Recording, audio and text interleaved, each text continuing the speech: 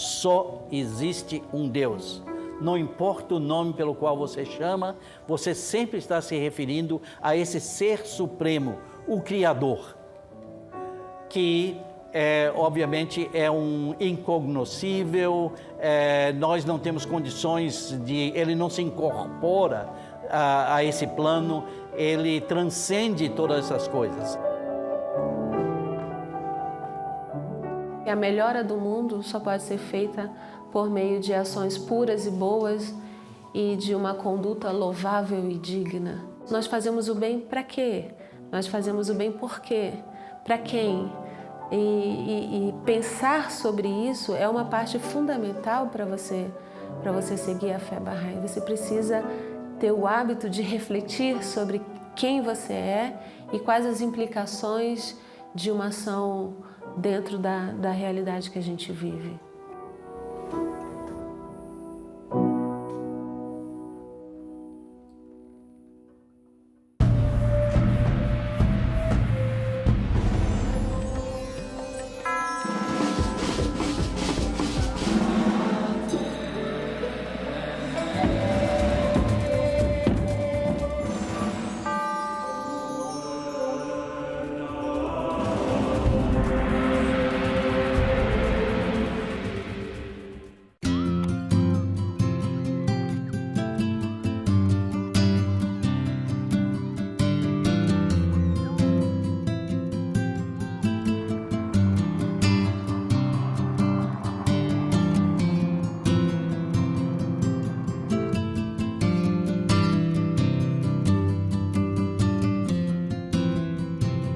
Na minha juventude, eu escolhi fazer ciências sociais, né, com ênfase em sociologia, mas ainda não tinha me encontrado. Então, em Manaus, que é a cidade onde eu nasci, tinha um projeto Bahá'í socioeducativo de uma faculdade comunitária. E comecei a investigar isso, era professora da faculdade, comecei a entrar em contato com o conhecimento Bahá'í, com os estudos Bahá'í, e aquilo foi me encantando, e acabei me declarando, eu sou há 10 anos Bahá'í, a qualquer momento, em qualquer lugar, eu posso servir, eu posso oferecer meu trabalho para Deus e dizer, eu sou Bahá'í.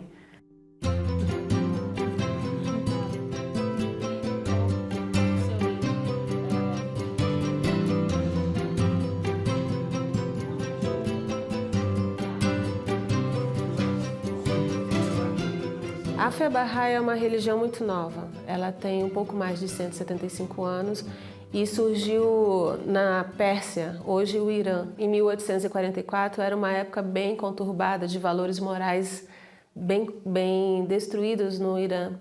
E surgiu o primeiro que veio e trouxe a revelação de Baha'u'lláh, Bab, e ele disse que o mensageiro de Deus estava chegando.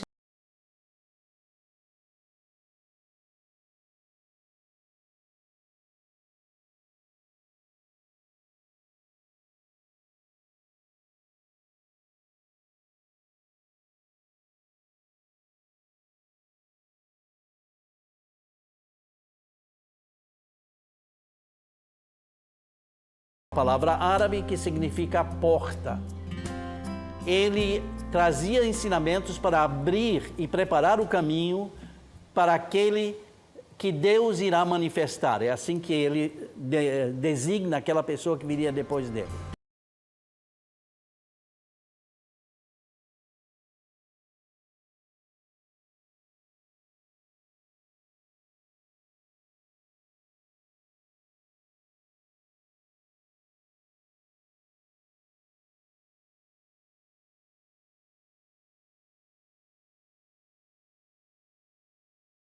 Anos. Na verdade, o maior foco da manifestação dele foi enunciar a vida de Baha'u'lláh.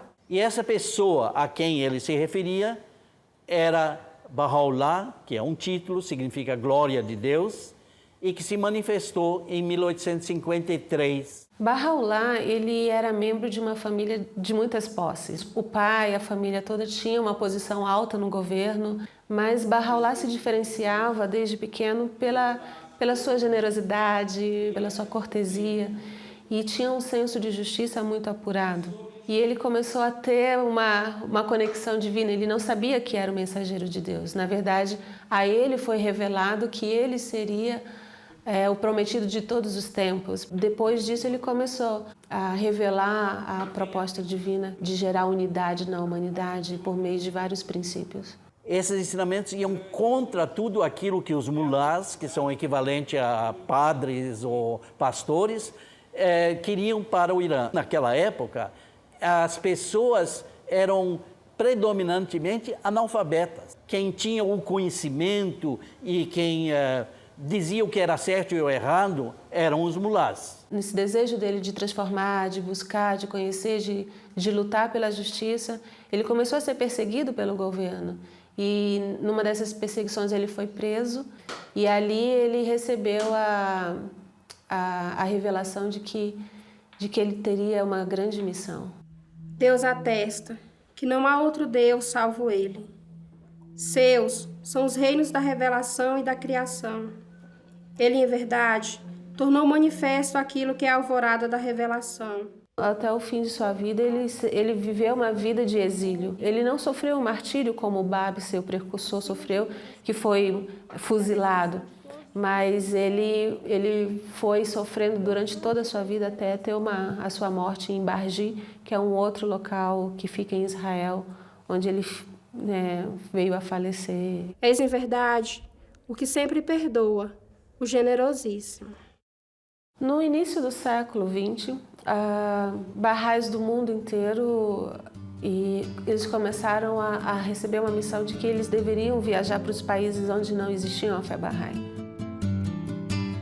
O filho de Baha'u'lláh, Abdu'l-Bahá, tinha mandado uma série de epístolas dizendo o que os Baha'is deveriam fazer, para onde eles deveriam ir, a fim de levar os ensinamentos de Baha'u'lláh a toda a humanidade. A fé chega no Brasil em 1921.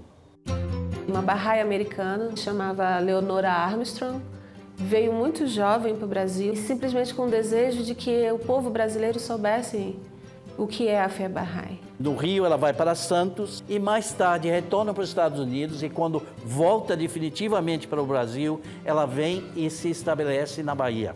Aqui ela se dedicou a difundir os ensinamentos Baha'is e a trabalhar em obras sociais. Ela viveu o resto de sua vida, foi dedicada a isso e veio a falecer nos idos dos anos 80. Allahu Akbar, Allahu Akbar, Allahu Akbar, Allahu Akbar. Allahu Akbar, Allahu Akbar, Allahu Akbar, Allahu Akbar. Allahu Akbar, Allahu Akbar, Allahu Akbar. Só existe um Deus. Não importa o nome pelo qual você chama, você sempre está se referindo a esse ser supremo, o Criador, que obviamente é um incognoscível, nós não temos condições de... Ele não se incorpora a esse plano, ele transcende todas essas coisas. Para nós, Baha'is, existem grandes religiões no mundo que foram trazidas em épocas distintas da humanidade. Nós temos um Moisés, um Abraão, Cristo, Buda, Krishna, Zoroastro e Bab e Baha'u'lláh. O manifestante, ele vem de tempos em tempos para religar, que é a origem da palavra religião, a humanidade a Deus. Então, eles trazem a mesma proposta espiritual de amor, de perdão, de crescimento espiritual, mas o que vai mudando são as leis sociais. Alhamdulillah, Khudaye mehraban dari, ke tabib har bimar va ghamkhar har mubtala.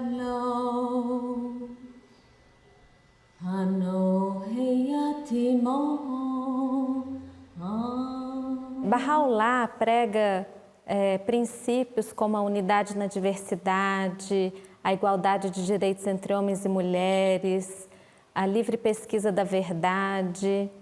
Esses são alguns dos princípios sociais da fé Bahá'í. Aquilo que a gente pensa deve refletir aquilo que a gente fala, e aquilo que a gente fala deve refletir aquilo que a gente faz. Né? É uma religião que busca a coerência entre a teoria e a prática. Essa pesquisa da verdade ela é importante para que você destrua os preconceitos e pré-noções que são construídos pela falta de conhecimento. Todos temos direito à educação, a quebra dessas barreiras políticas e geográficas, geopolíticas que existem entre nós, que nós somos uma única nação. O planeta Terra é uma única nação. Somos cidadãos do mundo, cidadãos sem fronteira.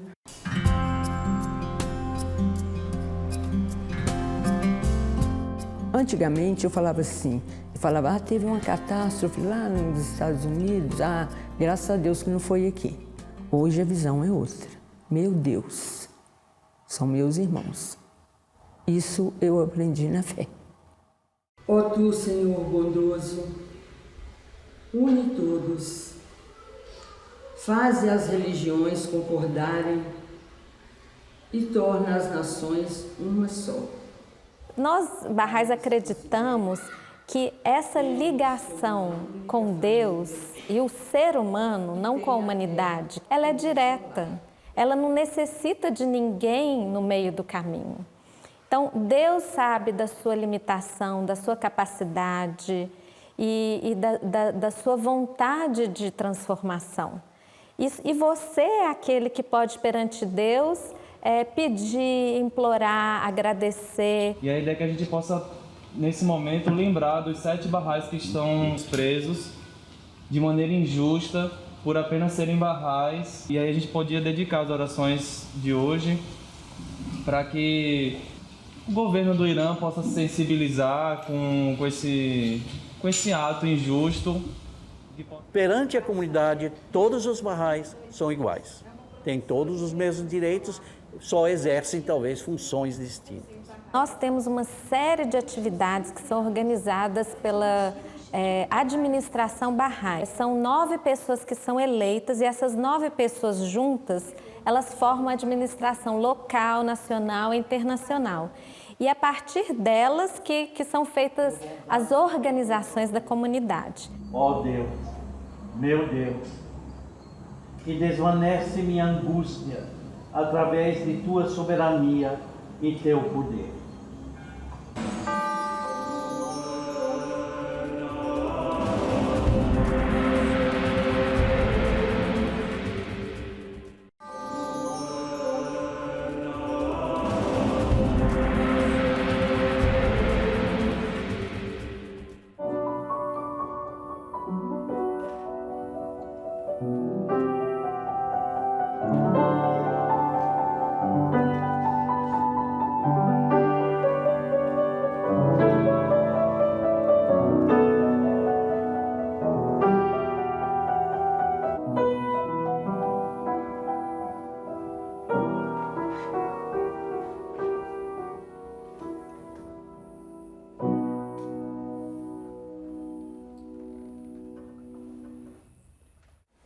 Ó Pai bondoso, concede tuas bênçãos.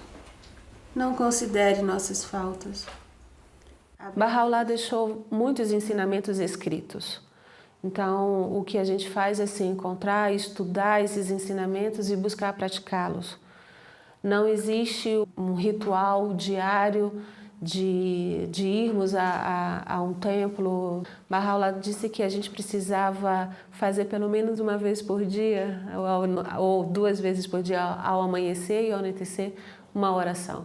Ter esse contato, lembrarmos que somos seres espirituais. Isso é uma responsabilidade individual de cada Bahá'í, de buscar o seu progresso espiritual por meio da oração e da leitura diária. Tu és Deus potente, és para fazer o que desejas. Ninguém te pode resistir à vontade. Tem o outro aspecto que é o social, que no caso da fé Bahá'í não é um social dentro da comunidade apenas, é um social pensando na sociedade como um todo, independente da religião. Então a gente se envolve muito em educação infantil, educação de pré-adolescentes, temos reuniões devocionais, temos visita aos lares, todos com uma proposta social de uma educação moral e de valores morais, e não necessariamente de pregar sobre a fé.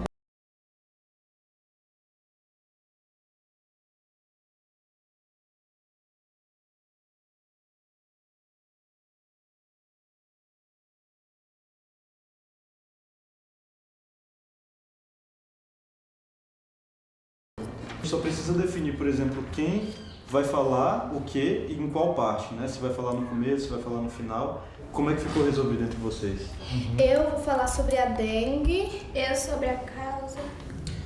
Eu estava em mente em falar sobre os sintomas.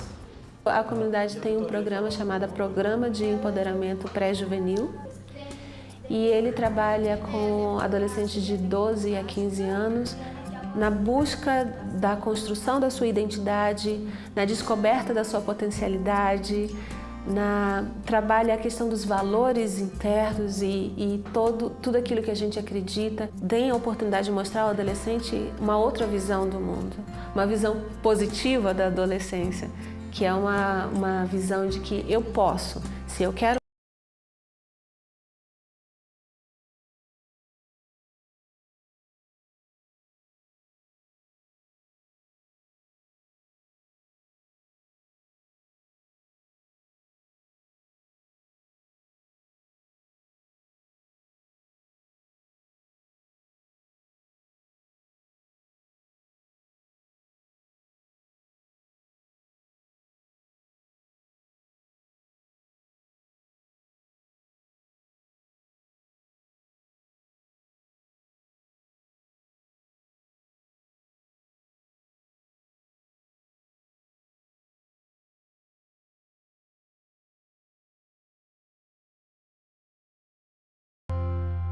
Em 1965, foi descrito o primeiro caso de dengue no Brasil, na cidade de Recife. Seu principal vetor de transmissão é o mosquito Aedes aegypti. A melhora do mundo só pode ser feita por meio de ações puras e boas e de uma conduta louvável e digna. E nos órgãos internos. Quando acaba a fé... É realmente refletir sobre essa natureza. Nós fazemos o bem para quê? Nós fazemos o bem por quê? Para quem? E pensar sobre isso é uma parte fundamental para você seguir a fé Bahá'í. Você precisa ter o hábito de refletir sobre quem você é e quais as implicações de uma ação dentro da realidade que a gente vive. Ele é a glória das glórias. Eis que desceu do reino da glória, proferido pela língua do poder e grandeza e revelado aos profetas de antanho. Nós lhe tiramos a quintessência e a revestimos com a roupagem da brevidade. O livro mais sagrado para nós Bahá'ís é o Kitab Actas, que é o livro das leis, é onde Bahá'u'lláh escreve todas as leis que um Bahá'í deveria seguir em sua vida. E o outro livro que eu acho também extremamente importante são as palavras ocultas, onde que Bahá'u'lláh, em pequenos trechos, ele deixa mensagens muito bonitas, como, por exemplo, uma delas que fala: ó Filho do Espírito, meu primeiro conselho é este: possui um coração puro, bondoso e radiante, para que seja tua uma soberania antiga, imperecível e eterna. Nós temos algumas construções, como aqui onde nós estamos, em que os Bahá'ís se reúnem para suas festividades, para fazerem orações. No futuro, pelo que Bahá'u'lláh colocou no seu livro mais sagrado, em cada cidade ou em cada povoado ou cidade existirá um Mashrul Askar, que é um lugar, um ponto de adoração de Deus. Essa casa de adoração tem 9 lados, e é aberta para qualquer pessoa de qualquer religião, não só para Bahá'ís. A razão principal é que dá a ideia de que por cada uma das portas as pessoas de uma das grandes religiões do mundo podem entrar e fazer sua devoção, orar, comungar com Deus. Ó tu que és a manifestação da grandeza do teu... Nós temos algumas datas importantes que a gente celebra junto, que é o Ano Novo Bahá'í, porque a gente segue um cronograma, um calendário cronológico diferente, que acontece no dia 20 de março, e os Bahá'ís celebram o Ano Novo, aquele sentimento de reconstrução, renovação que todo final de ano tem.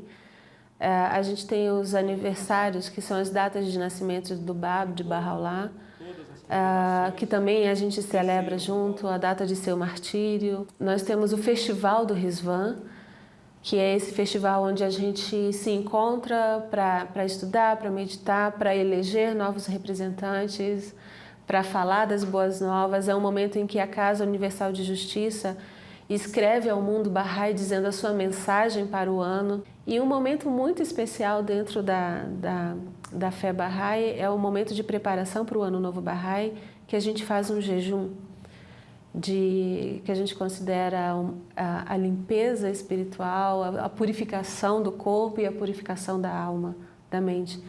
Os Bahá'ís fazem jejum do amanhecer, né, com o nascer do sol, até o anoitecer com o pôr do sol. São 19 dias de jejum até chegar o dia do Ano Novo Bahá'í. Que possa amar a tua criação com teu amor maravilhoso, é teu amor. Aquilo que hoje pode ser um grande defeito para nós, daqui a 1000 anos não será mais. Mas daqui a 1000 anos haverá outras coisas que hoje não são defeitos e que talvez se transformem em defeitos. Porque se um ser humano se aperfeiçoa, cresce e melhora, sempre haverá coisas que ele vai ter que descartar, porque já não fazem sentido mais. A perfeição é infinita. Então, aquilo que, acima de tudo, eu acho que hoje o mundo necessita é que mais e mais pessoas se dediquem a ajudar as crianças e os pré-jovens e os jovens a que trilhem um caminho melhor. O que nós, como Bahá'ís, estamos tentando fazer é contribuir de alguma forma para que o mundo venha a ter uma humanidade melhor. Para mim, ser Bahá'í é você estar livre de qualquer preconceito. Você tem que realmente conhecer, amar e servir a humanidade, no seu aspecto mais teórico até o seu aspecto mais prático. Eu não posso dizer que, para a melhora do mundo, a gente tem que ser generoso, a gente tem que ser verdadeiro, ser veraz, se eu não pratico isso no meu dia a dia. É a construção de um novo hábito, é uma construção de uma nova ordem, e eu preciso praticar aquilo que eu acredito. E ser Bahá'í é realmente servir o máximo que você pode em adoração a Deus. Não pelo reconhecimento, não pela fama ou, sei lá, por qualquer forma de agradecimento que você espera, mas simplesmente por você estar fazendo isso e ser agradável aos olhos de Deus. Primeiro, eu tenho todo o amor por Bahá'u'lláh. Eu tenho o que a gente chama de fé. Tudo que tem acontecido no mundo, ele é de ordem espiritual e moral. Todas as transformações e mudanças que são necessárias para a gente se ter um mundo melhor hoje, é de ordem moral. Ser Bahá'í é tentar amar a todos. Estou tentando. Este é o meu foco. Mas só Deus vai conseguir dizer se eu alcancei alguma coisa. Quando eu era criança, nas minhas aulas Bahá'ís, a gente aprendeu uma música que até hoje eu penso e canto para os meus filhos, que dizia assim: ser Bahá'í significa simplesmente amar a humanidade e a toda gente, sem preconceito de raça ou de cor, a todos servindo com amor. E ser Bahá'í para mim é isso.